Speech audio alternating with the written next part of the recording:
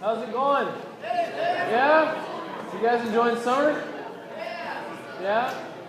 Bob's got the best tan of anyone so far. You do. Looking good, Bob. Looking good. Well, we're glad to be back. We've actually been traveling, so it's just fun to be back and see everyone. I just have to start with, because I just have to, the Timbers game. Did anybody see or watch this thing last night? That was insane. It was awesome. Pretty fun. I think you could hear the stadium from the east side of town, because when they scored that last goal, it was a good time. Let's see, what else is going on this summer? Dustin? Nothing? Just here, ready to worship God today? All right, that's the plan. Well, that's why we're here. That's why we gathered. Welcome to Evergreen. We're really glad you're here this morning. Wanted to let you know that there is a new round of kids sign-ups, and Jessica's got the clipboards. And so we'll be passing those around. If you are interested or would have signed up before and want to sign up again, we'd love to have help in the kids' room. We have a bunch of little ones, and we want to take good care of them. So please sign up. Other than that, why don't we just stand up and greet each other and get started? We're really glad you're here. Say hi to somebody new.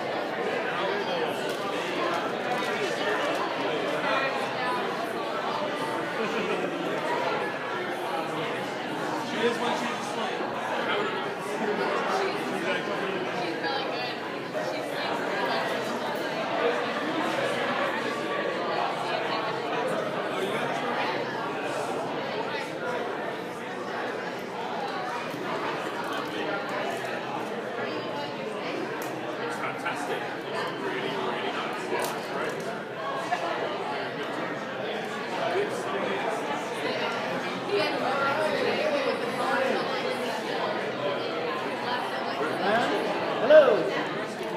Good morning. Why don't we grab a seat?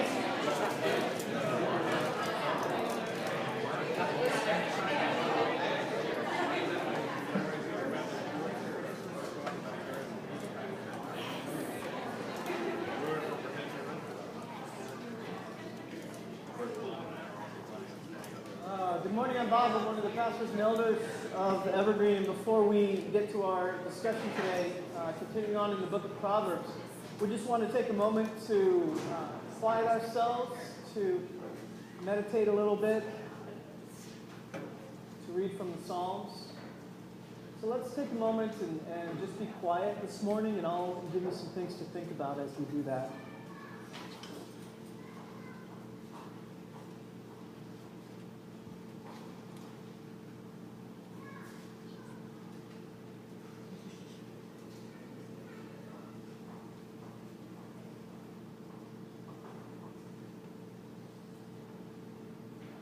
Take a minute and consider when the last time was that someone said something to you that really blessed you. When someone said something to you that felt like a gift.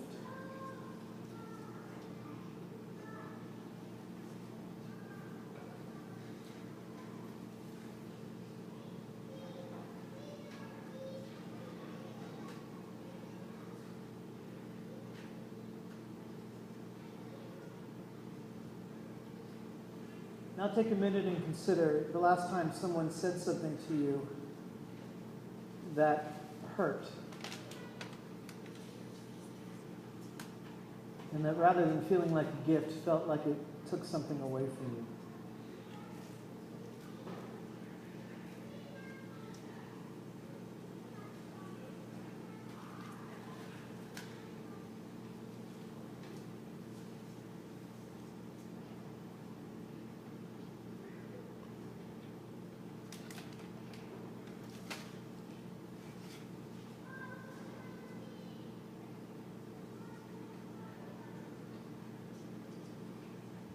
Now think about when was the last time that you hurt someone with your words, that you said something unthinking, unfeeling, uncaring,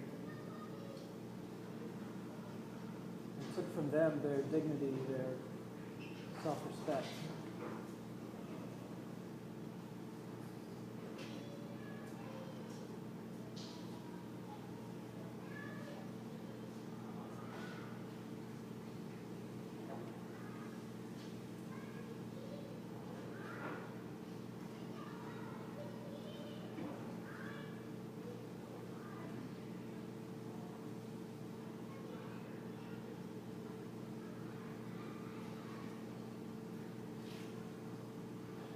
And lastly,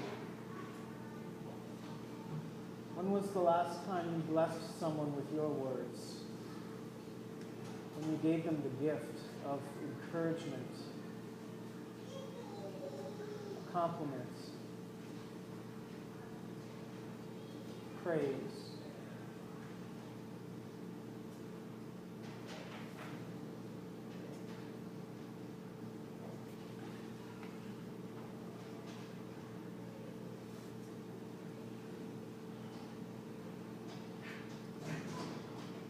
Consider how you felt when someone gave that to you. Think about who in your life you could give that to today, tomorrow, this week.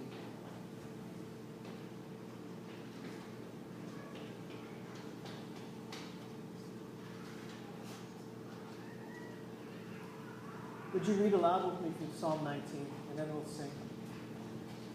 May the words of my mouth and the meditation of my heart pleasing to you, O Lord, my rock and my redeemer. Let's sing.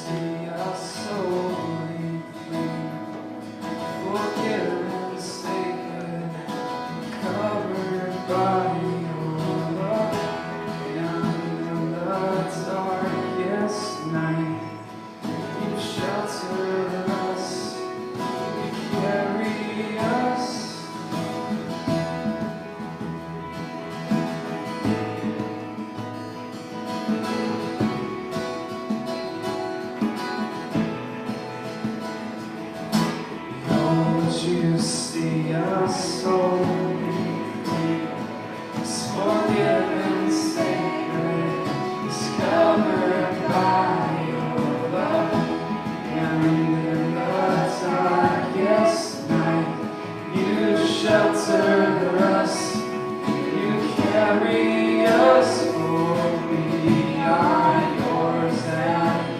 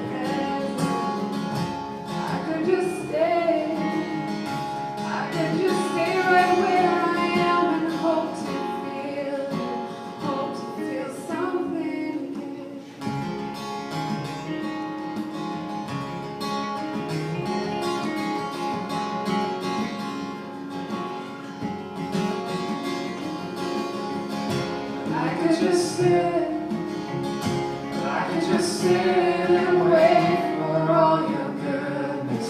Hope to feel your presence. I could just stay, I could just stay right where I am and hope to feel you, hope to feel something again.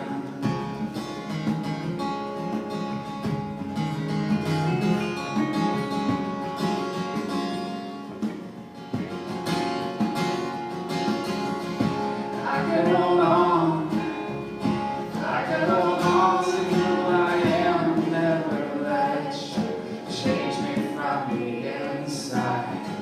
I could be safe, I could be safe here in your arms and never leave, never let these walls down. But you have called me higher, you have called me deeper, and I'll go where you will lead me, Lord. You have called me higher, you have called me deeper, and I'll go where you will lead me, Lord. You'll lead me. You'll lead me, Lord.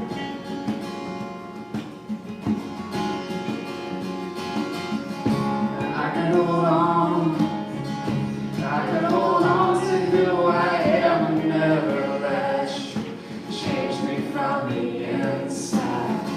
I could be safe, I could be safe here in your arms and never leave home, never let these walls down. But you have called me higher, you have called me deeper, and I'll go where you will lead me, Lord. You have called me higher, you have called me deeper, and I'll go where you will lead me, Lord. You'll lead me. Oh, you'll lead me, Lord.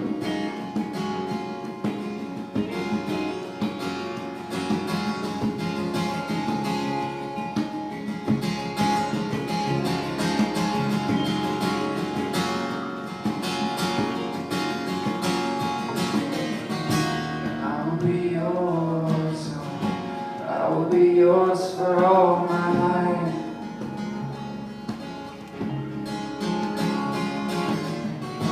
I will be yours, I will be yours for all my life.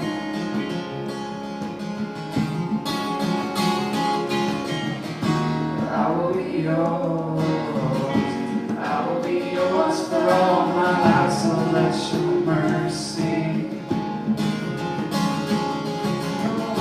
I will be yours, I will be yours for all my life, so let your mercy light the path before me. 'Cause you have called me higher, you have called me deeper, and I'll go where you will lead me, Lord. 'Cause you have called me higher, you have called me deeper, and I'll go where you will lead me, Lord. You have called me higher, you have called me deeper, and I'll go where you will lead me. You have called me higher, you have called me deeper, and I'll go where you will lead me, Lord. You'll lead me.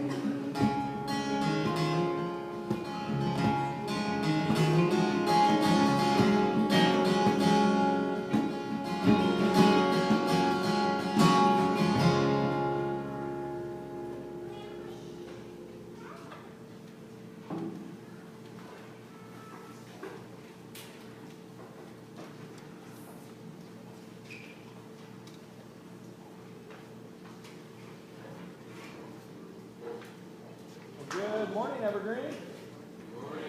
Morning. Good to be with you today. My name is Dustin. I'm one of the pastors and elders here. Today we're continuing our summer series discussing some of the major themes in the Proverbs for the purpose of growing in wisdom, or as we talked about last week, growing in the skill of living. Today, we're talking about our speech, or rather, how it is that we use our words. Let me start by asking you, and hopefully, I hope you'll feel okay and safe to share this. But what is one encouraging thing someone said to you this week? Take a minute and think. What is one? It can be incredibly simple, but what is one encouraging thing, bless you, that someone said to you this week?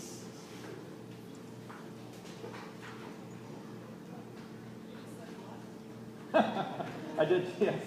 Did just say bless you. All right. I'm the hero so far today. What else? What encouraging thing have you heard this week?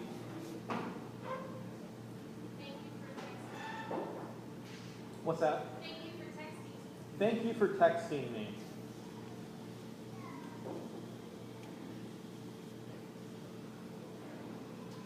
Someone said, "You look great in that jeep." Someone said, you look great in that Jeep.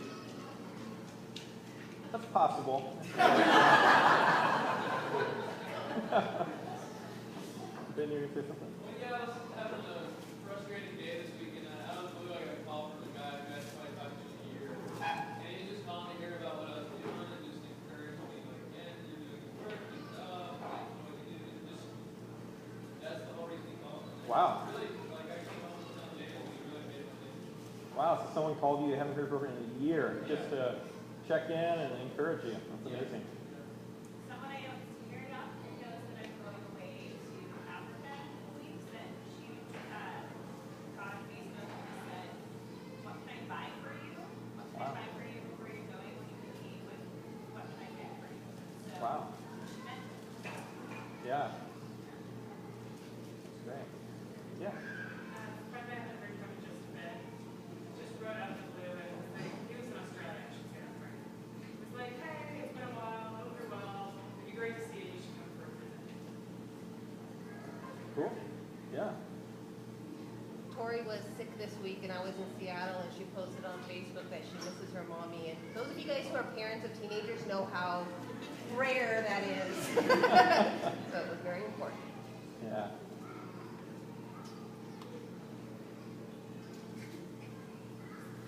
You know, even as I was thinking about this question for this morning, I was struck at how difficult it is to recall, just looking back at the length of a week, just trying to remember something encouraging someone said. It's a lot easier to remember some of the other things. You know, on the other side of the coin, raise your hand if someone has said something to you this week that was hurtful. You don't have to share what that is, but something that kind of, nobody? You guys live amazing lives. All right, well, we're done today. You know, I've always loved words. I love reading them. I love writing them. I love speaking them. I love playing Scrabble with them. I've always just been mesmerized by the power and the capacity that exists in words. You know, think about some of what some of your favorite authors can do with words, the kind of worlds that they can create. I mean, think about the landscape of Lord of the Rings, the language that Tolkien was able to create, this whole world that he created out of seemingly nothing, or Chronicles of Narnia, or any of the other books that you love. In Genesis, we read that by the power of God's word, he brought all things into existence, everything that we feel, that we hear, that we touch. But on the other hand, words also have a capacity to destroy, to tear down, to corrupt. Proverbs 18:21 says, "The tongue can bring death or life. Those who love to talk will reap the consequences." The tongue, words, can bring death or life. There's a potential within words, within language, to create or destroy. And so the writer obviously couples that with a warning to be cautious with our words, with the way we use them. Surely some of you remember when you were a kid, everybody heard this at some point or another. the phrase, or the saying, sticks and stones may break my bones, but words will never hurt me. Does anybody believe that? I mean, is there any human being that believes that that's true? I get the intent of that. It's meant to give children a defense against their mean friends. A defense against words that obviously do hurt, or you wouldn't come up with a dumb phrase like this, right? But unintentionally, what it implicitly teaches the very kids that we're trying to help is that words don't hurt anyone else either, so you too can say whatever you want.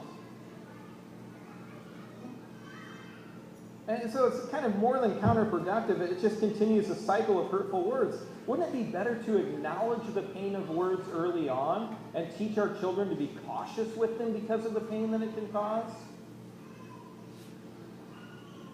How many of you, Bob kind of prompted this, which is great. How many of you can remember a time in your life when someone said something hurtful to you more than 5 years ago? What about more than 10 years ago? 20 years ago? It's kind of a contest in sadness here, but I won't go on, because it'll just get sadder, and then there'll be one person left, and we'll all be like, sorry. I was struck when I read Brennan Manning's memoir, the last thing he wrote, All Is Grace, as he recalled his childhood, how clearly he still remembered when he was 3 years old. I don't know, I don't remember anything from when I was 3 years old, I'll say that. I remember when I was like 10. It's just all kind of a blur to me, but he remembered a time his mom said, "You're such a nuisance. Go sit in the corner and shut up." He remembers that phrase from when he was 3 years old. It was a phrase that he carried with him his whole life. Words have an incredible capacity to hurt, to damage, to scar. And chances are, unless you've been a victim of some kind of terrible physical violence, the worst pains that you have suffered in life has come from words. Words used cruelly, ego-destroying criticism, anger, sarcasm, public humiliation, rumors, hurtful nicknames, betrayal of secrets, malicious gossip. I mean, that's what has caused the majority of your pain in life. Words. There are a lot of ways to misuse words, and Proverbs covers most of them. It's possible to talk too much. Proverbs 10:19, too much talk leads to sin. Be sensible and keep your mouth shut. You can talk too soon. Proverbs 29:20, there's more hope for a fool than for someone who speaks without thinking. I don't know about you, but I have been regularly guilty of speaking without thinking. One time I lost a $50,000 donation for our church plant in New York City because of an ill-timed joke to a high school youth group on their bus. I know a little, I'll tell you the story later, but I know a little bit about speaking without thinking that has significant consequences, and maybe you do as well. And for those of you who talk too soon, you talk without thinking, I love the answer that's given a little earlier in Proverbs. Proverbs 17:28, even fools are thought wise when they keep silent. With their mouths shut, they seem intelligent. It's one of my favorite Proverbs. You don't know what you're talking about? That's okay. Just don't say anything, and chances are people will still think you're pretty smart. A lot of my life's been based on that proverb. I actually do have it memorized. You can respond too harshly. Proverbs 15:1, a gentle answer deflects anger, but harsh words make tempers flare. It's so obvious, isn't it? Have you ever noticed just the nature of arguments, how things escalate? Someone speaks to you harshly, and what happens when you speak harshly back? It just continues to, the whole situation elevates, and pretty soon it just explodes. But what happens when somehow within you find the strength to answer someone in a very gently. Someone says something very harsh to you, something mean-spirited, and you just very calmly and gently respond with a question, or maybe asking for clarification, or something very calm. It takes some of the passion, some of the emotion, some of the anger out of it, and may actually allow a generative conversation to happen. Proverbs says that's wisdom. Not responding to a harsh word with another harsh word. So it doesn't work. You can use words for malicious purposes. Proverbs 10:11. The words of the godly are a life-giving fountain. The words of the wicked conceal violent intentions. Violent intentions. Isn't that interesting? The words of the wicked reveal violent intentions.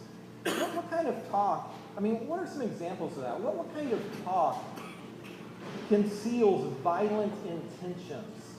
What do you think?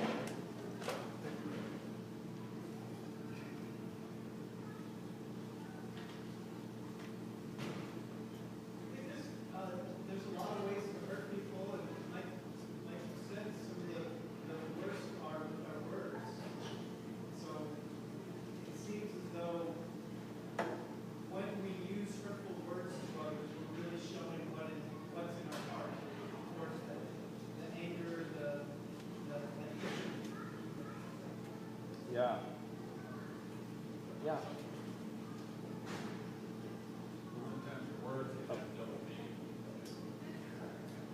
Sometimes your words can have a double meaning.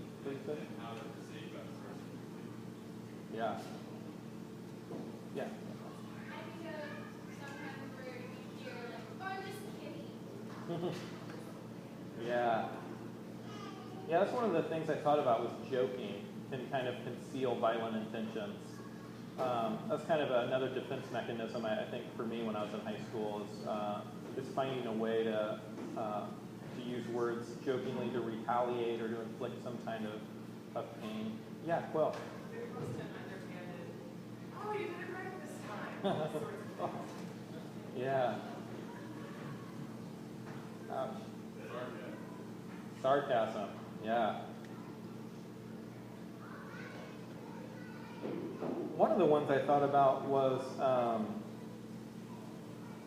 a big one that tears people down or that kind of reveals violent intentions is gossip. Think for a minute of why it is that we gossip, why it is that we talk about other people behind their backs.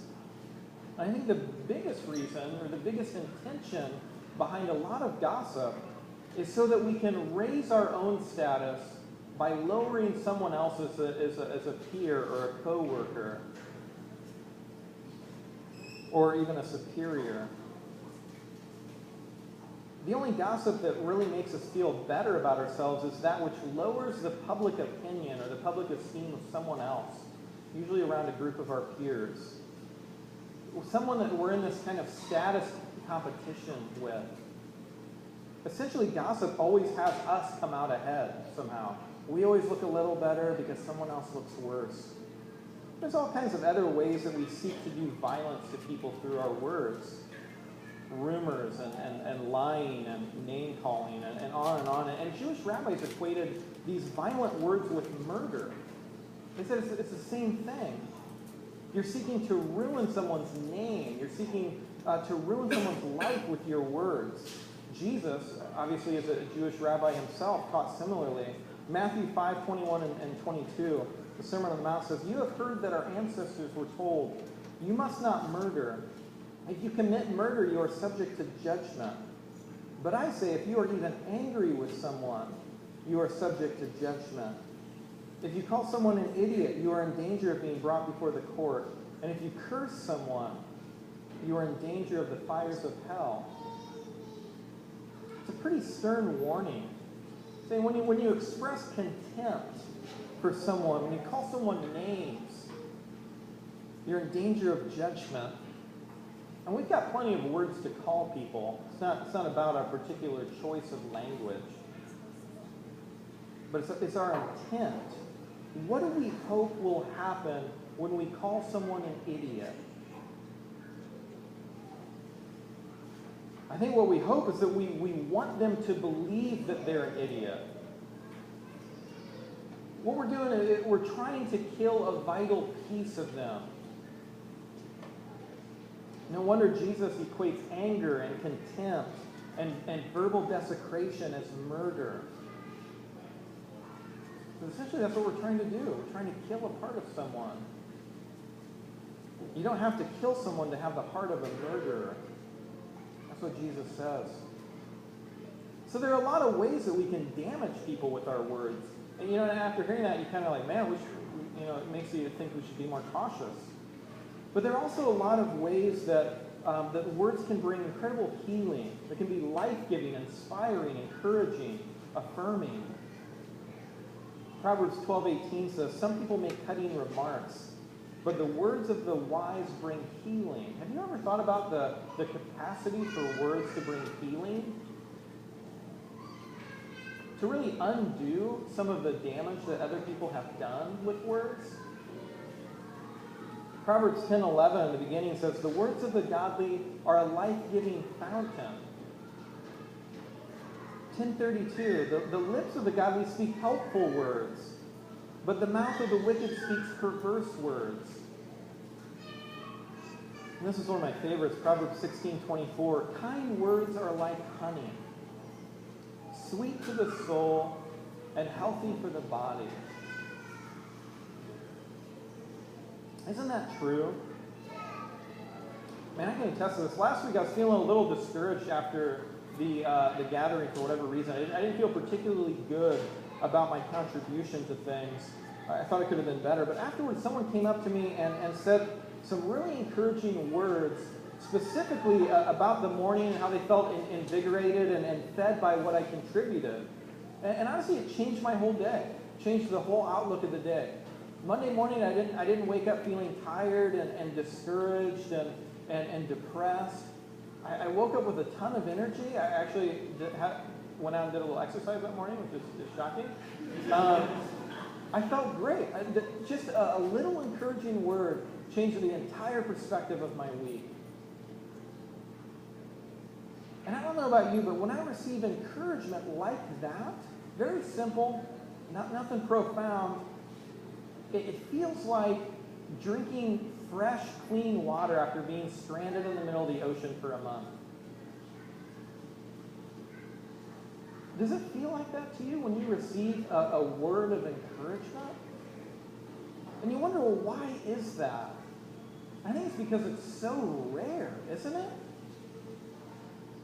So rare for other people to notice something you've done or said or created or whatever it is, and actually not just notice, but actually take the next step in saying something about it. Think for a second, in a typical week, if you were to write down all of the encouraging things someone said to you, how long of a list would you have?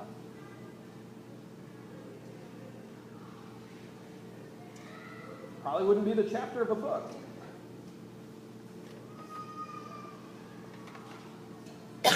One author talked about this. He said we tend to have a kind of an emotional constipation.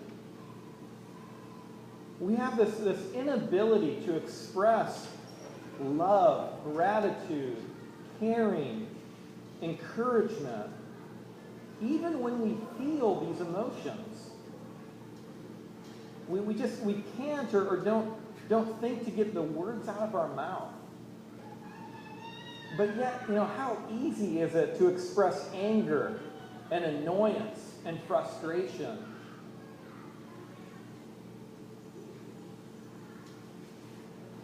Not only do we not speak words of encouragement or affirmation or caring to each other face to face very much, but we rarely speak good things about people when they're not around. I rarely hear someone say, hey, did you hear about so-and-so? They're an amazing person. They're incredible. Did you know that? Do you know how incredible this person is? You know how generous this person is, how kind they are? For whatever reason, our conversations tend to naturally gravitate toward negative things about others. They're just more interesting than the good things.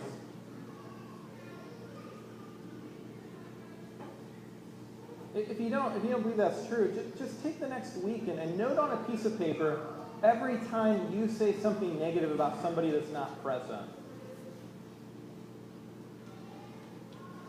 Also, write down what others do when other people do that as well, and what your response is to that. Do you try to silence the person saying bad things about somebody else, or do you ask for more details? Really? They did what? Tell me more about that.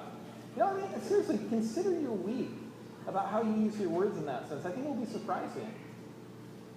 Because I know we all think we're pretty great people, right? That we don't say those kinds of things about other people. No, we don't talk bad behind people's backs. We'll just, take a week to reflect on it and let us know what you figure out. I think it will probably surprise you. But why do you think that is? Why do we have such a hard time expressing or speaking our appreciation to other people for what they do or say or whatever, but yet it's so easy to tear people down behind their back? Why do you think that is? Why is that hard for us as humans?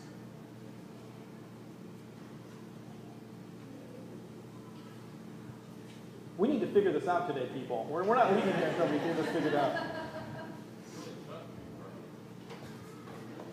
What's that? It's really tough to be perfect. Why do you think it's so hard for us to express our encouragement to somebody?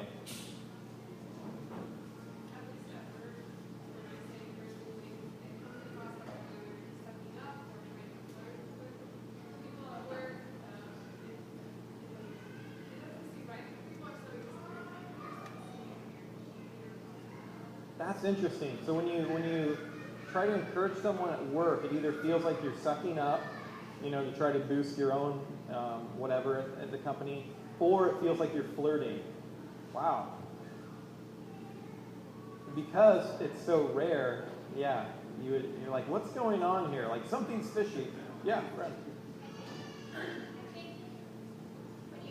When you compliment somebody, or in a sense complimenting yourself in front of them by complimenting them and pointing out something that is maybe something that you either have an issue with or something that you don't totally confident in, it's just ever so slightly that emotional kind of heat. You're allowing yourself to be a little bit emotionally vulnerable to this other person by saying this thing that's really life-giving and positive, but for some reason it feels like you're just revealing a little bit more of yourself rather than just getting on to, hey, how's your day? What are you doing? Okay. So there's some kind of emotional vulnerability involved in saying something. It kind of opens yourself up and encouraging or saying something nice about someone. Yeah. I don't really have very good voice fluctuations, so I always sound sarcastic. Next to what I just said, it always sounds like I'm just. All right, so Quill always sounds sarcastic. So if she says something nice to you, don't be offended. She really means it. That's good to know, because there have been times where you're like, hey, good job today. And it's like, that's weird. Okay. What else? What do you think? I don't think there's anything in it for you when you give a compliment to someone. That's why I think it takes a little bit of energy. As opposed to like, when someone compliments you, that's very encouraging for you. When you're complimenting for someone else, you're sort of, you're sort of saying, this isn't for me, it's for you. And to me, it takes very much energy. Okay. Takes emotional energy. It doesn't do anything for you. Yeah. A friend who just quit her job because managerial style was so negative and condescending. And then we were talking about it at length and decided that, and I was really enjoying the experience I had where the opposite was true. Managerial style was very positive, upbuilding, and that person, before they gave any correction at all, gave me all the positives and what I was doing was great. And then and have you thought about trying this? When they put it in a positive light, it made you want to do better.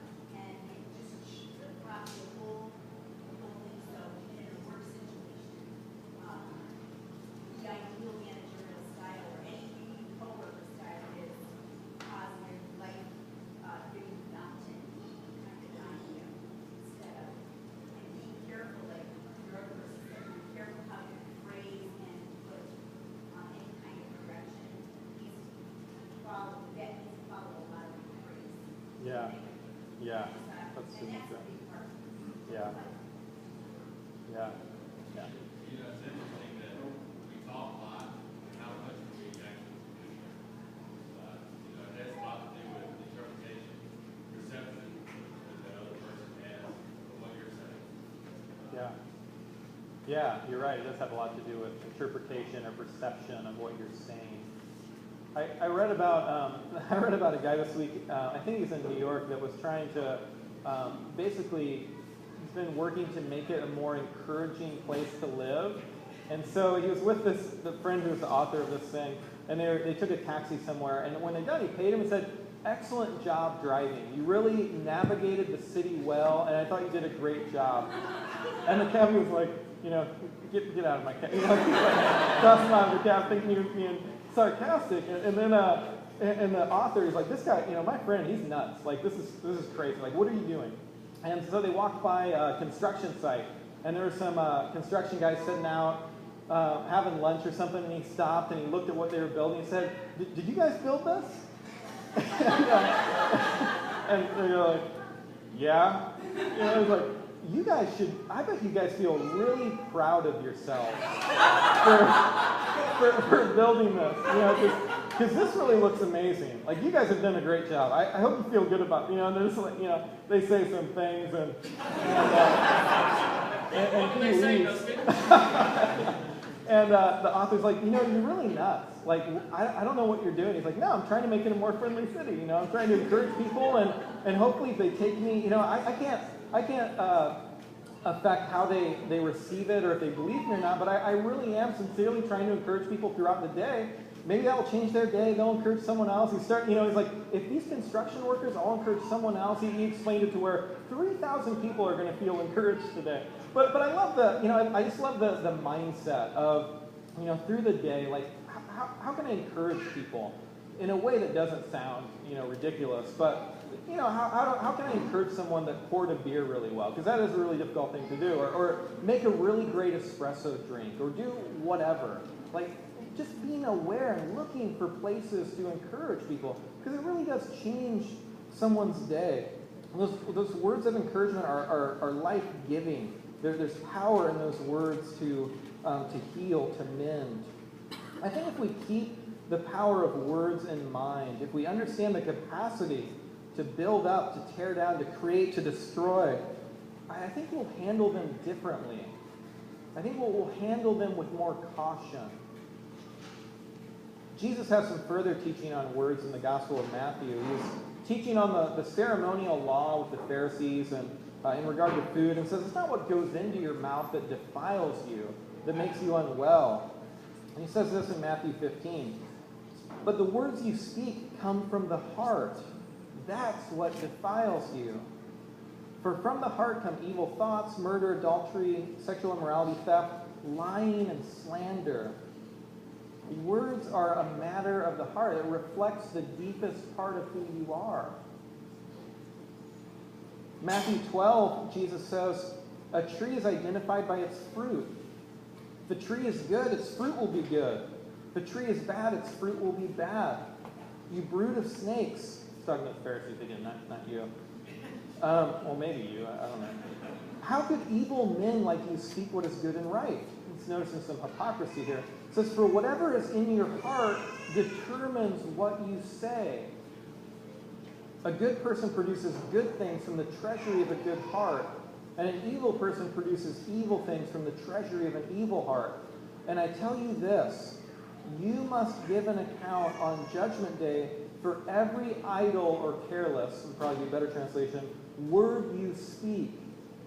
The words you say will either acquit you or condemn you." If we had time, it may be a good idea to just sit with those words for a little while. Give an account for every careless word you speak. Your words will either acquit you or condemn you. That's serious stuff.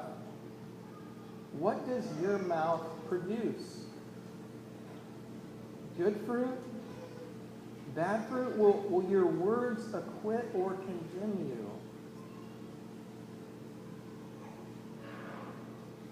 Those who have been moved, who have been changed, are being changed by the grace of God in Jesus will produce fruit out of their mouths that will uplift, that will encourage, that will create, because their hearts are being changed by the power of God. That's why Paul says in Ephesians 4, let everything you say be good and helpful, so that your words will be an encouragement to all of those who hear them. Are we using our words to build up or to destroy? Are our words filled with hate or love, blessing or curse, complaining or compliments? You know, when you say, or rather, what you say when you're at your worst, I think reveals a lot about your heart. I think about those times when I'm tired, when I'm angry, when I'm discouraged or depressed.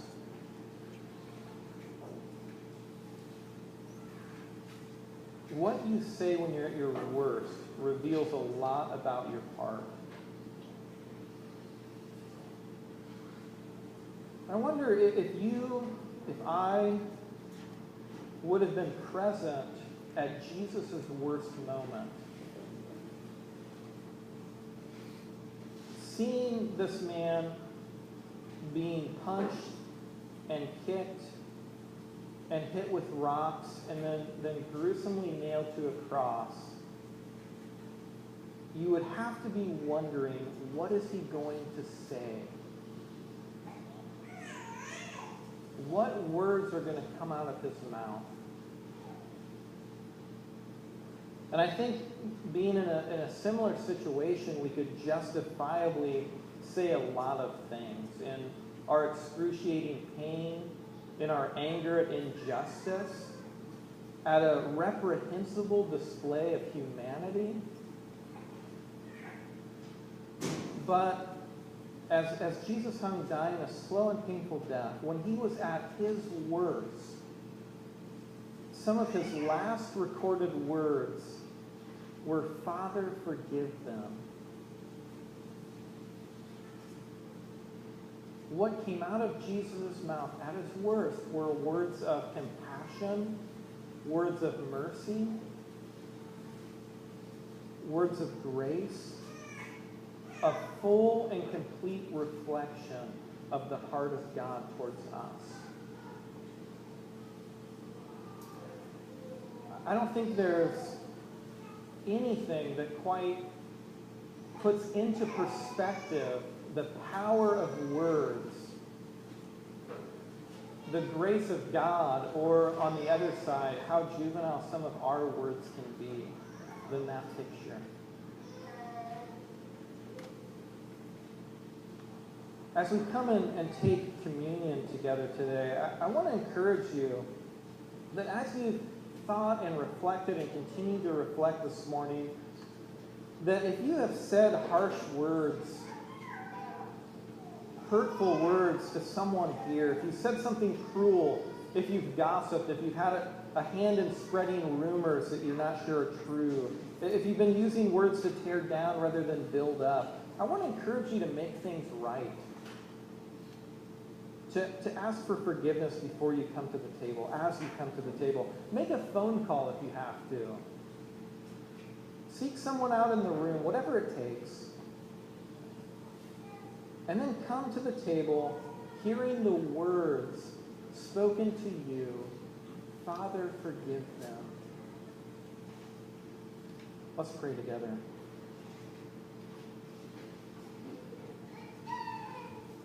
Father, we confess that we're often careless and negligent with our words.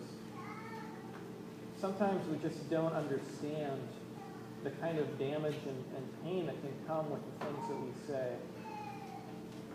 That can come through our sarcasm or joking or gossip or rumors or any of the ways that evil spreads throughout our community.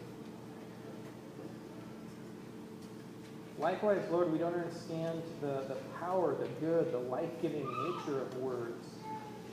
We don't encourage each other often enough. we don't affirm each other's gifts as often as we should. And Lord, as we look at the cross, we recognize the incredible power of words and how it reveals our heart. And so today, Lord, we ask that you won't just change our words, you'll change our heart. To where our words are naturally and easily words that give life, that heal.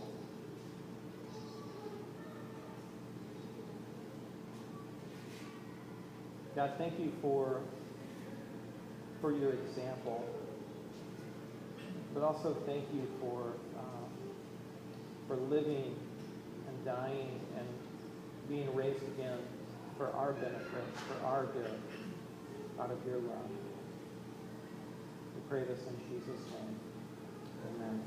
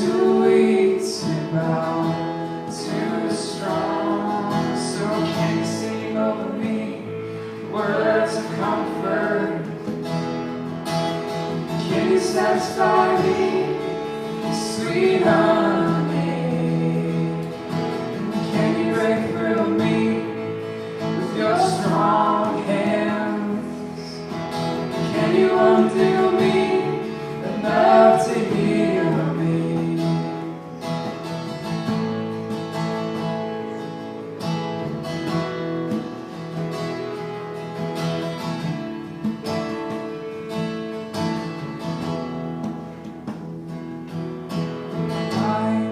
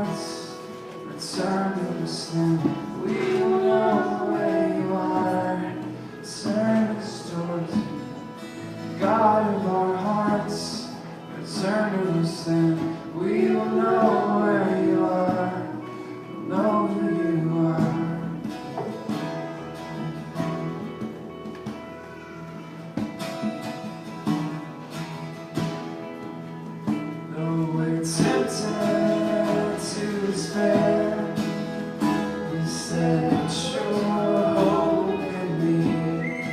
Oh, but tempted instead of run, you said with us you'd always be. So turn us towards you, God of our hearts. Return to us now, we will know where you are. Turn us towards you, God of our hearts. Return to us now, we will know where you are. Turn us towards you, God of our hearts. Return to us now, we will know where you are. Turn us towards you, God of our hearts. Return to us now, we will know where you are. We'll know who you are.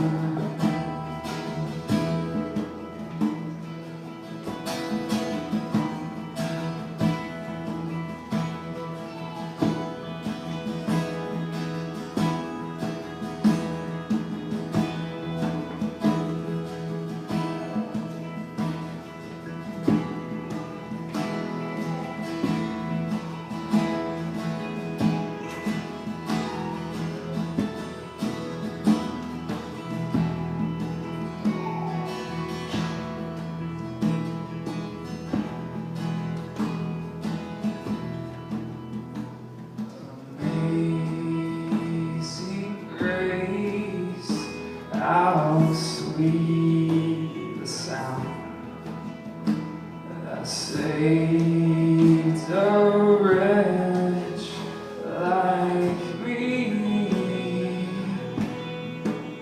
I once was lost, but now I'm found. Was blind, but now I see. 'Twas grace that taught my heart to fear, and grace my fears relieved. Oh, how precious did that grace appear. The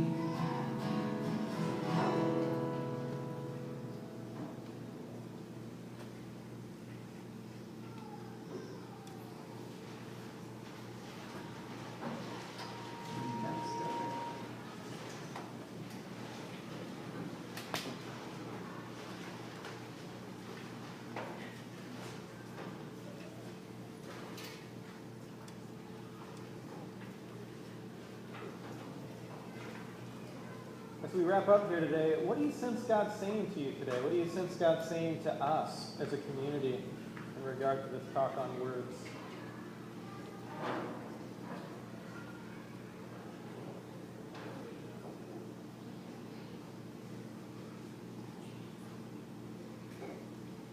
Yeah. Rob and I talked about this before, and talked about when you're, it's so much easier when someone starts talking negatively about someone else to join in. And at our workplace, sometimes that if you don't join in, you're not part of this group then. You're seen as somebody, well, you don't really talk to them because they don't like to talk bad about people. And as just to remind myself, as a Christian, sometimes I have to sell myself apart sometimes and be lonely to do that. And you want to feel that part of this group that sometimes the intent is just to talk about other people. Yeah. So you're not really included if you don't participate in that. But just as a reminder today to me that it's not worth it to be sometimes feel lonely when you have this step aside. Yeah. Yeah, definitely. Yeah, thanks for sharing that. Yeah, Paul. I guess it's a reminder of how iterative this process is, like what goes in comes out. There's that song that we're calling it strange fruit, because kind of what goes into the soil shows up on the leaves of the tree. And I think that's becomes really important for us to realize that as a community, by starting that process of saying more encouraging words, that becomes easier and easier to right? Because when people around me hear more encouraging words, and they're more people to say encouraging words and advice. So I think that it's a tough process to reverse, but I easily sway to start. But, you know, I think once you make that switch, it becomes easier and easier.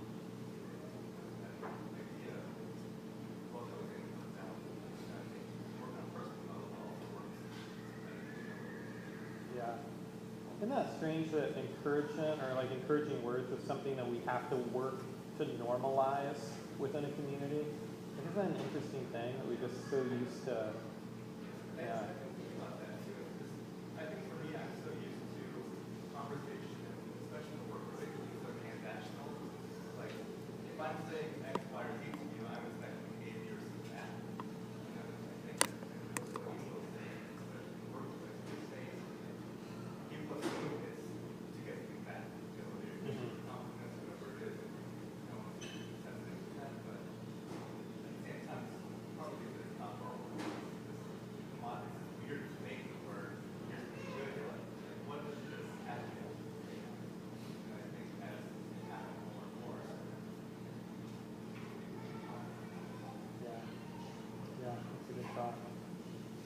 I was thinking of a fruit bush, and how sometimes on a fruit bush there's berries that aren't ripe, and they're sour, and they're sharp, and they're tart. And sometimes the things we say are like that, they're sharp, they're tart, they're sour. And at the other end of the spectrum, there's stuff that's overripe, and it's got flies and maggots, and it's been there. And sometimes we're sharp and we're tart, and we're cutting with our words. Sometimes we say too much and we go too far, the dirty joke, the conversation that goes where it shouldn't be going.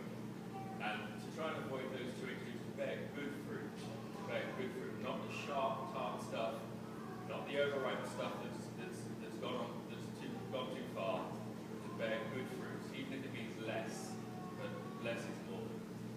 Yeah, that's a great picture. Yeah, that's good. Yeah. well, hopefully today, you know, the things we discussed make us mindful of the words we say. And I think a conversation that's all we know, practice random acts, you know, maybe practice random words of words. Yeah. Yeah. I think this has been a really big reminder of the importance of giving encouragement to other people. And I think what's equally as important is how you receive compliments. I think oftentimes when somebody says something really kind to you, your first response is to negate it or to dismiss it, and that's really, it's hard for you to go out and put yourself out there on a limb and give a person this compliment and then receive that kind of response. So for me, it's a reminder just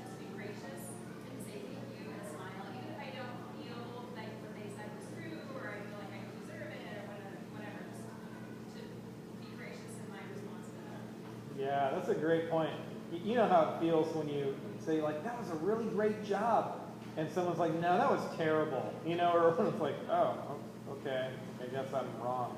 Yeah, you like try to be really encouraging and nice, and then you walk away feeling kind of dumb. Yeah, that is a great point of like, how do we receive encouragement and praise?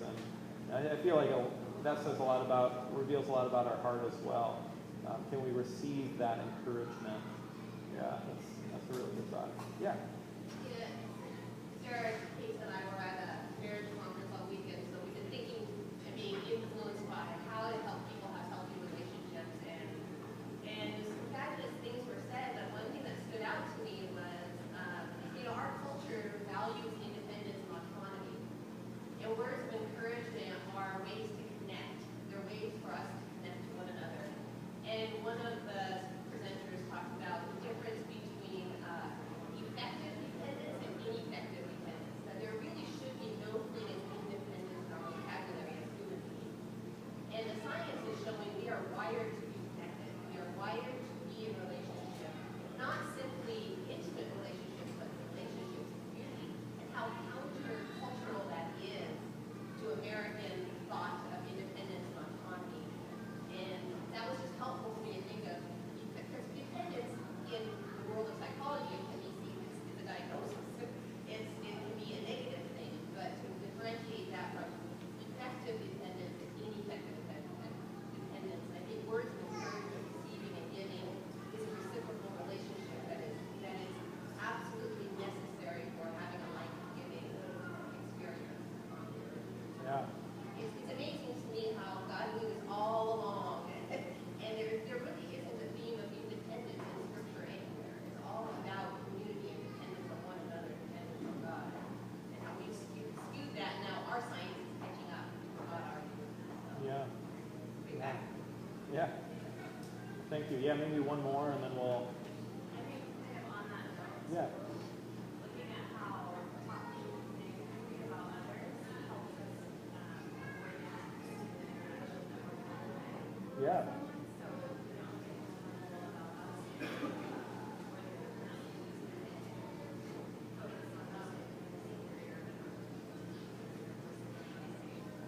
Yeah. You know, it's interesting, about how that creates a barrier or helps us to not have to be intimate with the person we're talking with. There's a Seinfeld on that. I mean, believe it or not. You know, when George and Elaine were forced to go out, like Jerry had to stay at the house to watch the dog, and they had to go out and sit at the coffee shop and try to have some kind of conversation, they had nothing to talk about. It was all about the funny stuff that Jerry does, or like the silly stuff that Jerry does. And it was just this painful relationship. Like they had no ability to have a conversation with one another, so they talked about someone else. And it totally makes sense. It's like it's a way to put up a barrier so you and I don't have to get to know each other. We can just talk about somebody else and avoid any kind of relationship. Seinfeld really teaches us everything we need to know, people. There's a book there. Yeah, there's a book there. I can't imagine if that's not been done already. But anyway, before Bryn comes up to do opportunities and blessing, our new word for announcements. Like it? Next week, I told you this last week, we've got a guest speaker, Mark Scandrett, that's going to be with us. It's going to be really good. It will be a great opportunity to hear someone other than Bob or myself or one of the elders. Some fresh blood up here. So please come. But I do want to show you, he's got a short 3-minute video kind of about what his deal is that we'll watch, and then Bryn will come up.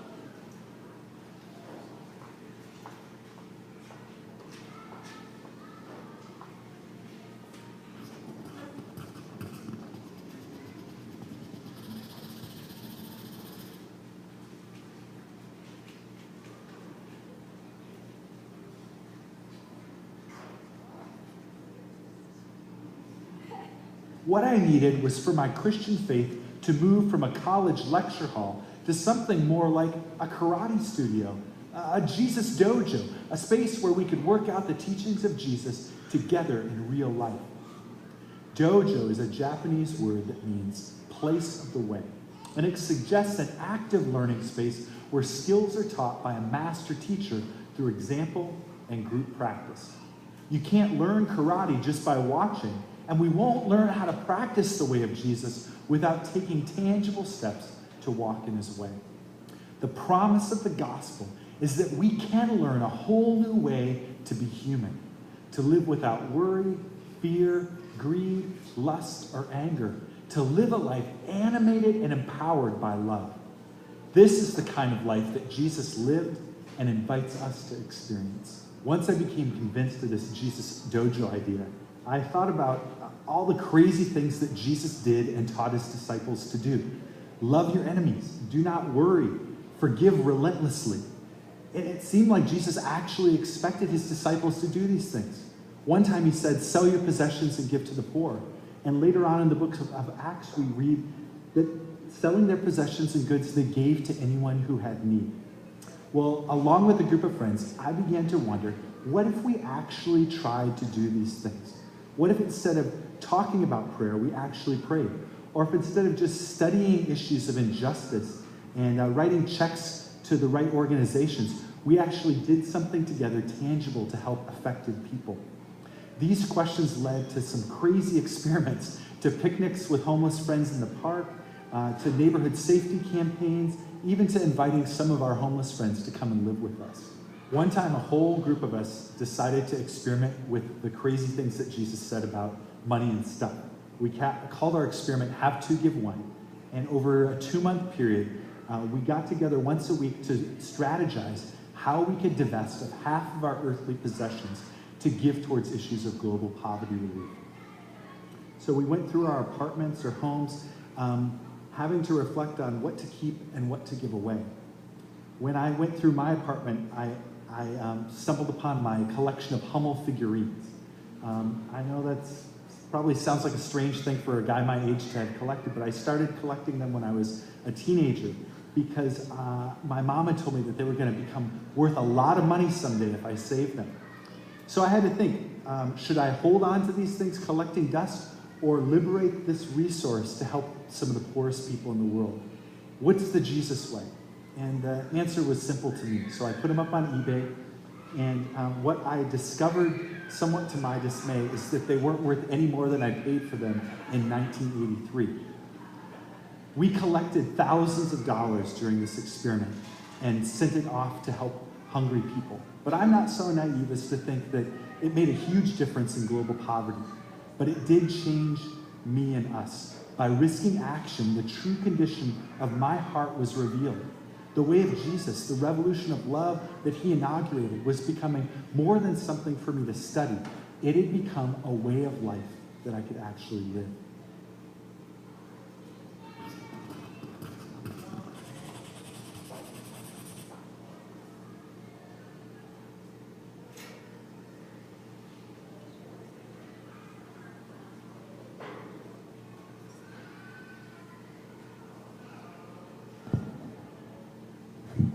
Just said I'd like to watch you struggle. Since the mic wasn't on, I thought I'd eliminate that. So I had to ask about what the opportunities were too, because I thought announcements was an okay word, but I guess now we're calling it opportunities. So we actually have a really awesome opportunity today. If anybody has some free time between maybe like 12:30 and 2, the Moores are moving to Camas, of all places. And unfortunately, they're moving from like Tiger to Camas. But they have 2 young kids, so they could really use help unloading in Camas. So if you have like a couple of hours, you can just go take a nice drive on a beautiful day to the countryside. They would super appreciate that. If you are interested in doing that, contact me because I have information as far as like where to go and all that sort of stuff. So that would be super, super great. Tonight we're doing a home community leader barbecue, and I think if you are a part of that, you know where you're supposed to be at the Hyatt's house and what you're supposed to bring, so that's good. Coming up, on the 27th of July, we're having an evergreen garage sale, and we're having it at the Dudley's house. So if you have any crap, take it to the Dudley's house right now. So we've been getting stuff together, and that's been great. We actually have a lot of stuff that I think is going to be a good sale, but we could also use help. If you've ever done a garage sale, you know how incredibly boring it is just to sit there by yourself in the driveway waiting for strange people to come and root through your stuff. So if you have a couple of hours on the table, there's blocks that you can sign up for as far as I think they're 3-hour windows. So if you could go and sign up, that would be great. We've had quite a few people already sign up, and I think it says it only gives you 6 volunteers, but please continue to sign up. You don't if you see that all 6 are taken, there's no reason for you to not still come in to help out, and that would be really, really great. Also, we're tagging and all that sort of stuff on the 21st, so if you can't do that Saturday, Sunday the 21st is a good time to do that as well.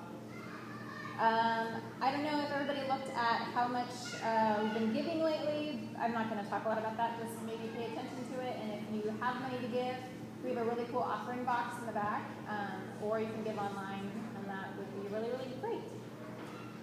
So, I think, is that it? Anybody have a shout out? If you'll stand, I will bless us and we can go.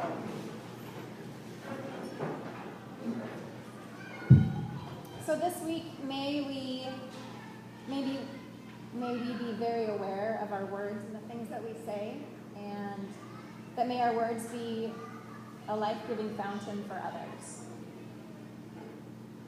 So go and enjoy this beautiful day.